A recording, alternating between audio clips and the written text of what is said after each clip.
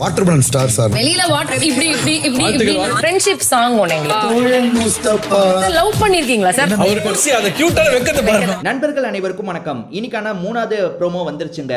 இதுல என்னலாம் நடந்தது அப்படின்றத பத்தி தான் இந்த வீடியோல நம்ம டீடைலா டிஸ்கஸ் பண்ண போறோம். அதுக்கு முன்னாடி வீடியோக்கு ஒரு லைக் போடுங்க. லைக் போட்டீங்கன்னா ஐப்னு ஒரு ஆப்ஷன் வரும், அதுவும் பண்ணுங்க. அப்பதான் உங்களை மாதிரி பாக்குற நிறைய பேர்கிட்ட இந்த வீடியோ கொண்டு போய் சேர்க்கப்படும். சப்ஸ்கிரைப் பண்ணாம நிறைய பேர் பார்த்துட்டு இருக்கீங்க, சப்ஸ்கிரைபும் பண்ணிருங்க. இப்ப ப்ரோமோல என்னலாம் நடந்தது அப்படின்றத பத்தி பார்ப்போங்க. ஆஹா ஓஹோ அப்படின்ற மாதிரி ஒரு ஹோட்டல் செட்டப் அமைச்சிருக்காங்க. அதாவது ஹோட்டல் செட்டப்ல ஒரு டாஸ்க் வரும் பாத்தீங்களா, இந்த வாரம் அந்த டாஸ்க் தான் நடக்க போகுது. இதுக்கு வெளியே இருந்து ஒரு 3 பேர் வந்திருக்காங்க. யார் யார் வந்திருக்கா? 5வது சீசன்ல வந்த பிரியங்கா வந்திருக்காங்க. அதே மாதிரி போன சீசன்ல வந்த தீபக், அதுக்கப்புறம் மஞ்சரி, இவங்க 2 பேருமே வந்திருக்காங்க. ஆக மொத்தமா 3 பேர் வந்திருக்காங்க. பிரியங்கா எப்பவுமே ஜாலியா பேசுவாங்க, உங்களுக்கே தெரியும். அந்த மாதிரி ஜாலியா திவாகர் கிட்ட பேச ஆரம்பிக்கிறாங்க.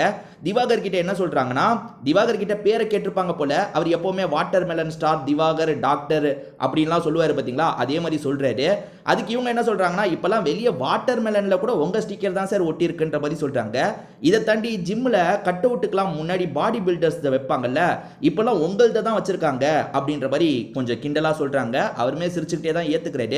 இதை தாண்டி வினோத்தை வர வச்சிடுறாங்க. நீங்க 2 பேருமே வாங்கன்ட்டு திவாகர் வினோத்தை வர வச்சுட்டு 2 பேருமே சேர்ந்த மாதிரி ஒரு ஃப்ரெண்ட்ஷிப் சாங் எங்களுக்காக பாடுங்கன்ற மாதிரி சொல்றாங்க. இவங்க 2 பேருமே சேர்ந்த மாதிரி முஸ்தபா சாங் இருக்கு பாத்தீங்களா, அந்த சாங்லாம் பாடுறாங்க, கட்டிலாம் பிடிச்சிட்டு இருக்காங்க.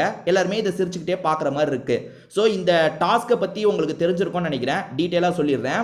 அது என்னன்னு பார்த்தீங்கன்னா, இந்த டாஸ்கில் இந்த கெஸ்டான 3 பேரை நல்லா எல்லாருமே கவனிச்சுக்கணும். யார் நல்லா கவனிச்சுக்கிறாங்களோ, அவங்கள கம்ஃபர்ட்டாக பார்த்துக்கிறாங்களோ, அவங்க சைட்லேருந்து காயின் வரும். அதாவது இவங்க வேற ஒரு டாஸ்கில் காயின் எல்லாம் சேர்த்தாங்களா, ஜூஸ் டாஸ்கில் காயின் எல்லாம் சேர்த்தாங்க பார்த்தீங்களா, அதே தான் இங்கேயும் நடக்க போகுது.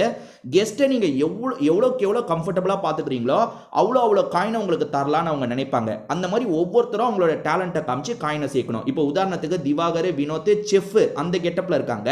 ஸோ அவங்க அது சார்ந்த வேலை தான் பார்ப்பாங்கன்னு நினைக்கிறேன். அதை தாண்டி சபரி இருக்காரு பார்த்தீங்களா, ஸ்டாச்சுவாக இருக்க போறாரு. அதாவது வந்து நம்ம அம்யூஸ்மெண்ட் பார்க்குக்கு போகும்போது ஸ்டாச்சு மாதிரி ஒருத்தர் நிற்பார்ல, அவர் கூட சேர்ந்து ஃபோட்டோ எடுத்துக்கலாம். அந்த மாதிரி சபரிக்கு தான் உண்மையாலேயே பர்ஃபார்ம் பண்ணுறது கஷ்டம்.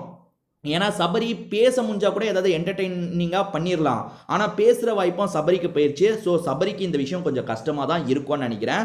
இதை தாண்டி வந்து மேனேஜர் பொறுப்பில் இருக்கவங்க கொஞ்சம் ஸ்கோர் பண்ணலாங்க. மேனேஜர் பொறுப்பில் விக்ரம் இருக்காருன்னு நினைக்கிறேன், ஏன்னா அந்த கெட்டப் வச்சு சொல்கிறேன். ஸோ அவருக்கு பர்ஃபார்ம் பண்ணுறதுக்கு கொஞ்சம் ஸ்கோப் இருக்குது.